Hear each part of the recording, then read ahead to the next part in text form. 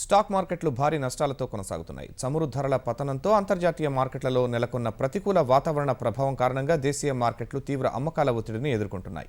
మదుపర్లు అమ్మకాలకు మొగ్గడంతో ఆరంభ ట్రేడింగ్లో బీఎస్ఈ సెన్సెక్స్ 483 పాయింట్లు నష్టపోయింది. చమురు, గ్యాస్ రంగాల షేర్లు డీలా పడడంతో మరిన్ని నష్టాల్లోకి దిగజారింది.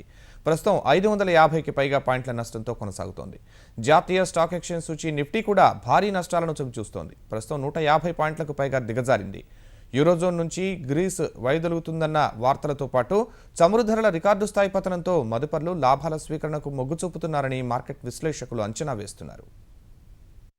గ్రీస్లో ఎలక్షన్స్ ఉన్నాయన్నమాట. ఎలక్షన్స్లో యాంటీ ఆస్టెరిటీ పార్టీ విన్ అయ్యే ఛాన్సెస్ ఎక్కువగా కనపడుతుంది. ఆ పార్టీ కనుక విన్ అయితే కనుక యూరోప్లో నుంచి బయటికి రావచ్చు అనే ఒక భావనతో in terms of European markets మనకి గణనీయంగా తగ్గటం చూసాము.